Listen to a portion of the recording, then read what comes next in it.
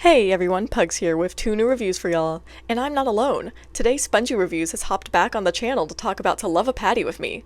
But to go back to my normal intro for just a second, today I'm covering To Love a Patty and Breath of Fresh Squidward. And am I allowed to sigh dramatically now? Yeah, I can't say I'm completely looking forward to discussing these episodes. Well, that's not exactly true. I mean, first off, today's review is a collab, so I'm always looking forward to that. And also, it's still SpongeBob, and I love talking SpongeBob.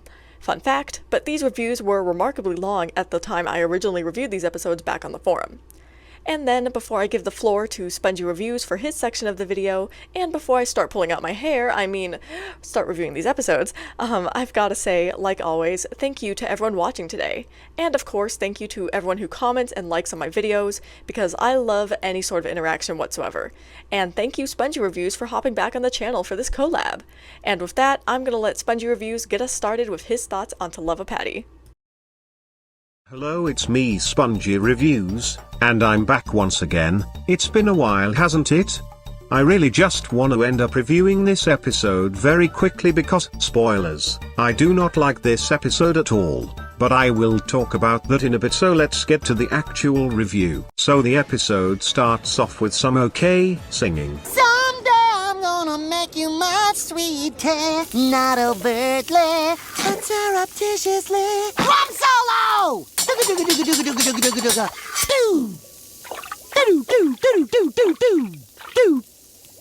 Then okay but enjoyable montage scene later, and then we get, oh no. Especially you. Such perfection, from your little lettuce hair to your rosy ketchup cheeks, right down to your mustard smile. May I call you Patty? I want to talk about the giant elephant in the room first. The premise of this episode is too weird, even for this show, and that's a huge problem people have with this episode, and I agree. Oh, Patty, I can't let them eat you! Your beauty must be preserved! Amazing! Then some more boring filler later. Maybe I could eat a lovely sandwich of my own! Yeah! That'll show SpongeBob! This episode is really that insane, and then we get hit with.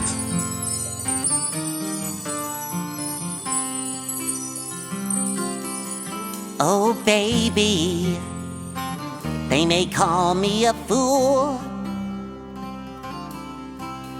but I can't help our gravitational pull.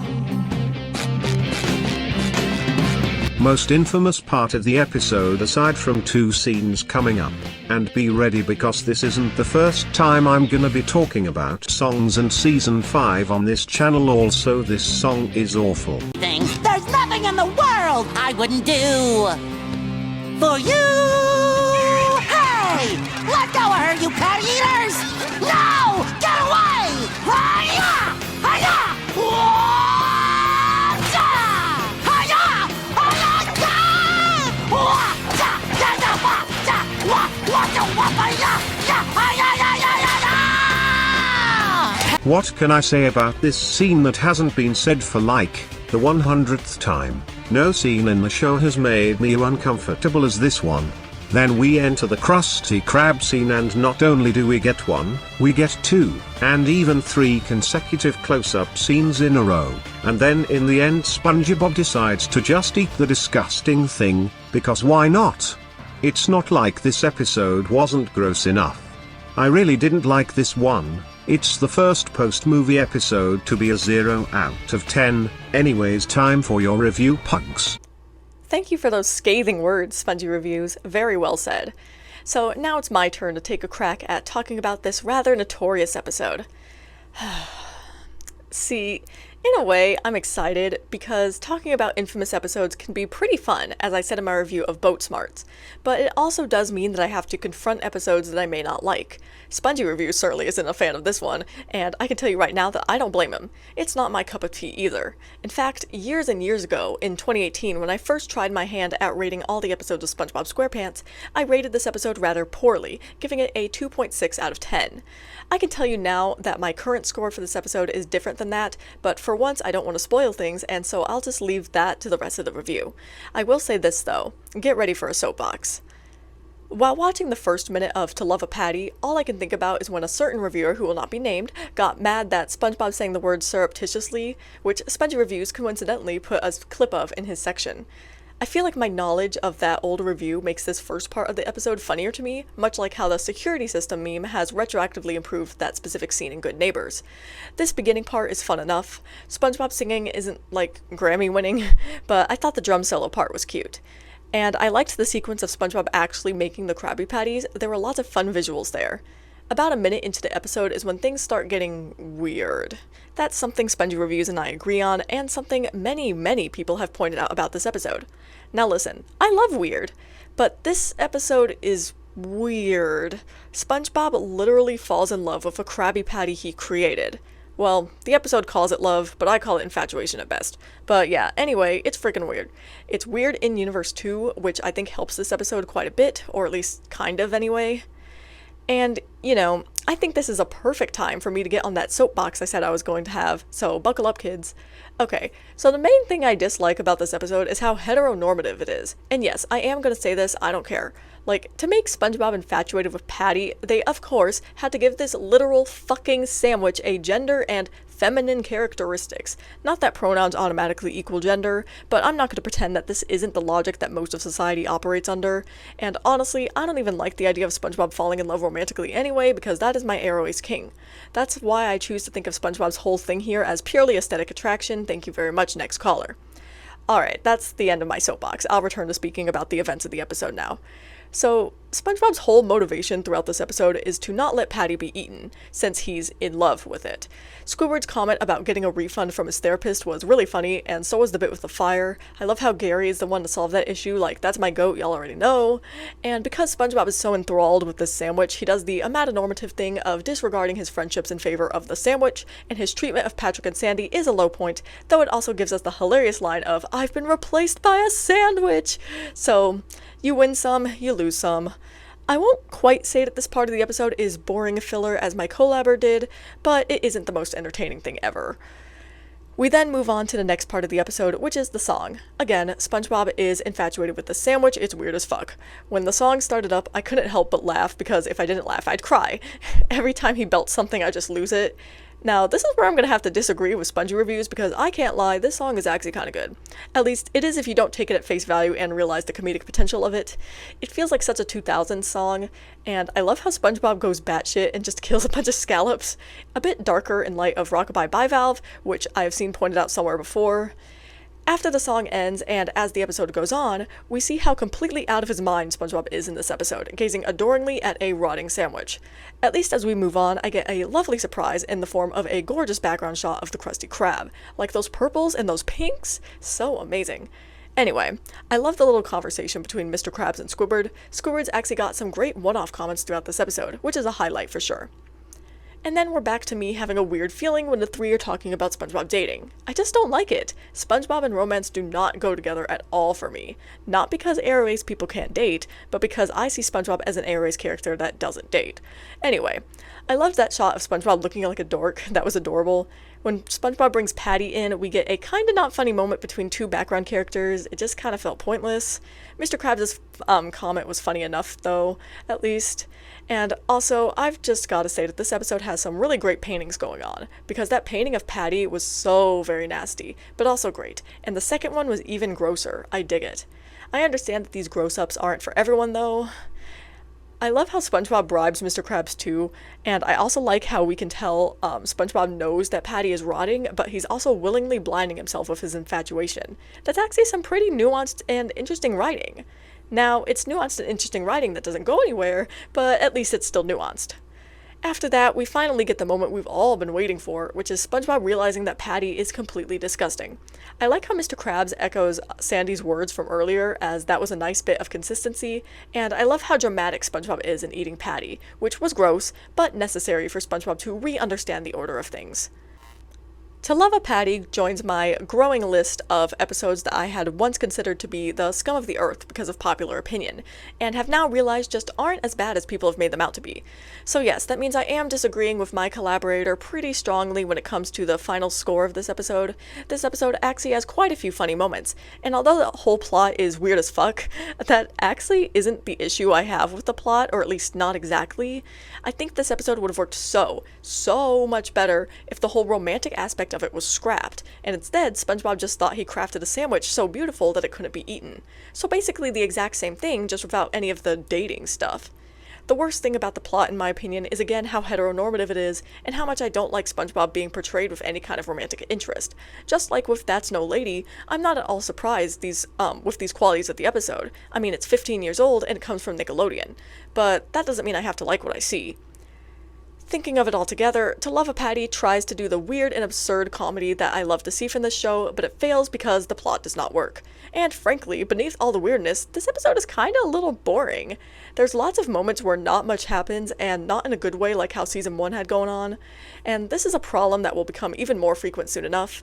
But anyway, this episode is nowhere near as bad as it has been made out to be, not at all, and that is why I am placing this episode in my mediocre tier, where it comes in with a score of 5.4 out of 10.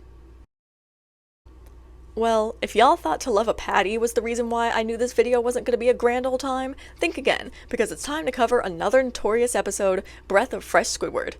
It's too bad that this episode is infamous because the title card music is Kahlua Jubilee, though they made that song way too fast for my liking, so maybe that was a bad omen right there. More seriously, it's also too bad because this episode could have actually been pretty good, but I'll get to that in a minute. The beginning of this episode reminds me of Opposite Day, with the birthday gag where SpongeBob and Patrick wake up in Squidward's bed. It also reminds me of Squidward, with SpongeBob acting a bit creepy, and it's funny. Squidward's reaction makes the whole thing, but I also really like how unperturbed SpongeBob and Patrick are by showing up in Squidward's house at 3:47 a.m. to watch the sunrise while he's sleeping, probably because they do this every morning. And I love how Squidward ends up ranting for 3 hours, which simultaneously completes the sunrise joke. Really, these couple minutes were a pretty good opening to the episode. Too bad it all goes downhill from here. Well, we get staved off from the bad for another minute, as the whole part where Squidward ejects SpongeBob and Patrick from his yard was pretty amusing, and I like how they broke physics to fall back into Squidward's yard. Given that we've already seen Good Neighbors, or, the show in general, we all should know good and well that Squidward's fence absolutely will not work. Squidward then predictably shocks himself real bad, and I liked the visuals of Squidward being electrocuted at least, as horrible as that sounds. As it turns out, shocking Squidward completely changes his personality, making him far more friendly and happy. In other words, it gave Squidward brain damage. At first, Squidward's new personality ain't so bad. The way even his voice seems different is great, which is a great bit of voice acting from Roger Bumpus there. The montage with SpongeBob, Squidward, and Patrick hanging out is cute, if a little bit dull, but nothing wrong with that. Soon, it becomes clear what this episode is really going to be about. We open this section of the episode with a gorgeous background shot of SpongeBob's house. Years ago, a certain reviewer, who shall not be named, said that SpongeBob gets his very own SpongeBob in this episode. As much as I disagree with a lot of what that reviewer says, they were right about this one, because now it is Squidward who's in SpongeBob's house bright and early in the morning, super enthusiastic to the point that even SpongeBob can't take it. And SpongeBob's growing discomfort was pretty amusing to watch, and not in a comeuppance type of way, it was just funny. This direction for the episode makes it clear to me that Breath of Fresh Squidward is supposed to be something of a role reversal, which I don't have a problem with, in theory. You'll see what I mean in a minute.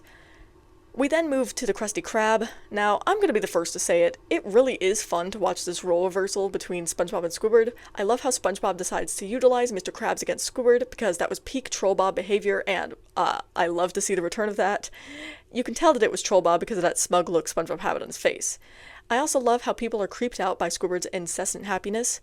It is during this part of the episode that the first big problem of Breath of Fresh Squidward reveals itself. Personally, I think it would have been funnier, and simply better, if the episode kept going down this super happy Squidward equals creepy angle, and let me tell you why. First off, it would have led to, in my opinion, funnier jokes as people got more and more creeped out by Squidward, and also as Squidward acts more and more like how SpongeBob has been acting specifically towards Squidward, SpongeBob will then realize, hey wait, I've been treating Squidward like this, and then learn from his actions, at least for this episode. I think that would have been more satisfying for me to watch, at least personally, because I know that some people do get some satisfaction from this episode as is. What we get in this episode is kind of a mix of the original Fry Cook with Employee of the Month in a combo that I don't find very appealing. We get all the unappealing parts of a jealous SpongeBob, and it isn't fun to watch.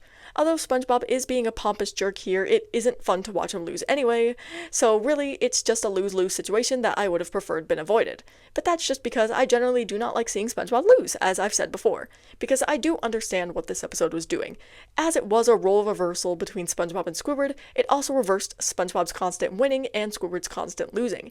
Because SpongeBob starts acting out of jealousy and even malice towards Squidward, he gets punished for that. Same reason why Squidward is always getting punished normally. But I don't know, just every part of me is repulsed seeing the characters act this way, and so that's why I think that this episode probably would have never worked for me, but I'm getting ahead of myself. I've still got more to cover, so let me get back to it. Things get worse when Patrick enters the episode, because for me, I'm like, wait a minute. If this is an episode about the role reversal between Squidward and SpongeBob, a direct consequence and response to the events at the beginning of this episode, then why was Patrick at the beginning of this episode? Because he was a part of the problem, he did the exact same thing SpongeBob did, and yet the only one to receive punishment is SpongeBob? This weakens the entire episode's premise for me because Patrick's involvement makes the episode rather confused, no matter what way you slice it. None of this is helped by the fact that Patrick is a shitty friend in this episode too, completely ignoring SpongeBob when he's crying in front of him and acting more like a driven to tears Patrick than, say, the pink purloiner Patrick. This isn't necessarily out of character for Patrick, he definitely does have that asshole streak, but this particular brand of Patrick is something I've never liked because that kind of comedy just doesn't work for me, so I'm being consistent. The scene at the party is just boring while also being hard to watch, or at least it is until I start smiling from ear to ear when SpongeBob blows up at Squidward. Or at least I smile briefly. I don't feel anywhere near as bad for Squidward as I'm supposed to, because sorry not sorry, the yelling was satisfying to me. Though, I will say that even though I like the outcome of SpongeBob's outburst here, the fact that no one calls out SpongeBob for being an asshole again makes the point of this episode rather muddy. Because if the role reversal between SpongeBob and Squidward was complete, then SpongeBob would definitely be called out here. So I'm just left kind of confused about the point of any of this, and it all feels mean-spirited in multiple ways. But again, every day I do indeed praise the Lord that they didn't pull us stuck in the ringer and have the partygoers get mad at SpongeBob for saying what needed to be said. Yes, it does leave the episode thematically confused, at least to me, but it's much more pleasant to watch with SpongeBob's getting this win anyway. SpongeBob comes to the conclusion that he should apologize, which is good, but I do wish the episode had leaned more into this story or plot, with SpongeBob appreciating the fact that he can be too much for Squidward and that he is insecure and can be an asshole when he is. Nothing about these story beats feels seen all the way through, which makes the episode feel half-baked and incomplete. The ending of this episode, with SpongeBob apologizing while Squidward is in the middle of being electrocuted, is pretty amusing. Maybe not quite funny, but it was entertaining. And I like how everyone ends up being electrocuted in the end, and how they all become Squidwards. It's like opposite day, but different. And we also end with Kahlua Jubilee, but this time at a much more acceptable speed. Man, I used to hate Breath of Fresh Squidward. Even while rewatching it, I didn't want to give this episode a chance at all. It just inspires that feeling of automatic repulsion in me. But since I did give this episode another look, I've realized that it's actually pretty good until the latter half of the bit in the Krusty Krab through the party till SpongeBob yells at Squidward. So that's about 2 to 3 minutes that drags this whole episode down. Those 2 to 3 minutes could have been improved, I think, by doing any of the things I suggested. As it is, those few minutes really just sour me on this whole thing because not only do they make the episode unpleasant to watch, they also make that unpleasantness feel pointless because I have trouble understanding the point of the episode. I think I get it, but it doesn't feel complete. The role reversal only feels half done. And all of this is why I feel most comfortable placing this episode in my tolerable tier, where it comes in with a score of 4.8 out of 10. As always, I'll be ending this video with some closing thoughts of mine. I know I said I wanted to try and stay away from rationalizing every episode that I dislike, but I had to for these episodes. I mean, for To Love a Patty, the reasons I dislike that episode are crystal clear, no ambiguity about them, so I can easily point to the issues and say what could have fixed the episode. Breath of Fresh Squidward, on the other hand, much more difficult. I think when it really comes down to it, I just don't like seeing SpongeBob lose because he's my comfort character of happiness and joy, and so seeing that makes me uncomfortable. But I also think that I wasn't grasping at straws when I was discussing my rationalization for the episode. There are just some writing issues that make the episode more unpleasant than it needed to be. But that's just me, of course. I know for a fact that there are people who do like Breath of Fresh Squidward, some for the same reasons why I dislike it. I think another reason why I do spend so much time rationalizing my dislike for certain episodes sometimes is because I want to make it clear the exact reasons why I dislike these episodes, and what makes me different than someone just ragging on already unpopular SpongeBob episodes. Like, Breath of Fresh Squidward is not popular, but I'm not about to go around talking about some Squidward torture bullshit. Y'all gotta know I'm not about that. Same thing with Good Neighbors. I had to be clear on that one. Even with To Love a Patty, I probably could have started and ended the conversation on that one with "it's weird," like my collaborator did, and y'all would have accepted it. But I needed to be more clear than that. It's important to me that I convey my thoughts accurately. And I think that's where I'm gonna leave off this review. So I'll end things here, and I'll see y'all next time.